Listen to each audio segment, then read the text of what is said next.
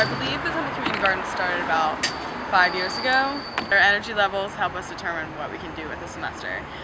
It gets really hectic with schoolwork, and being a part of the community garden doesn't have to be a big commitment, but it can be if you want to be on the e-board and if you want to be really active in the community as well. My independent research mostly focuses on food insecurity, and when I went to South Africa first, I wanted to research food gardens and community gardens as a solution to food insecurity, and then once I got there I realized that they really weren't a solution to food insecurity yet, although they did help alleviate food insecurity in some ways. But what they really served as was a space for dialogue and an opportunity for people to interact with their environment of all ages, and mostly children. And so what food insecurity means is it's different than food scarcity in the fact that there might be food, but it's not accessible or usable or available. So although there's food in North Philadelphia, it's kind of what I call apocalypse food a lot of the times.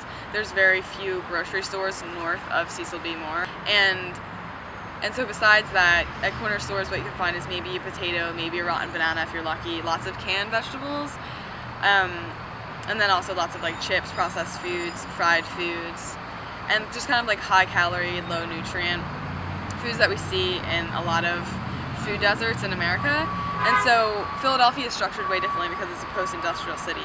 So we have a lot of vacant land in as well as on the peripheral of our city that we can use to develop for urban agriculture. Unfortunately, food insecurity is a super complex, multifarious problem and different in each city and even region of each city.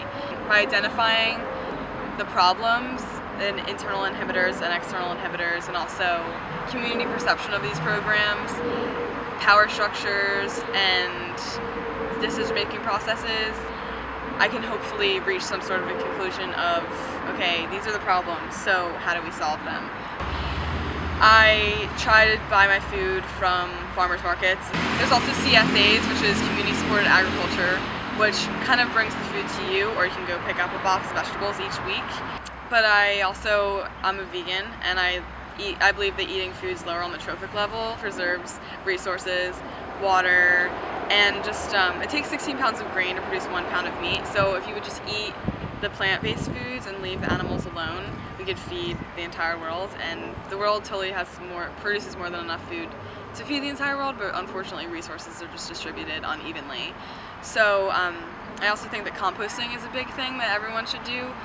A big problem with conventional agriculture is the loss of these really valuable nutrients, and so all gardeners call compost black gold because it really is gold to us. There's little actions you can do.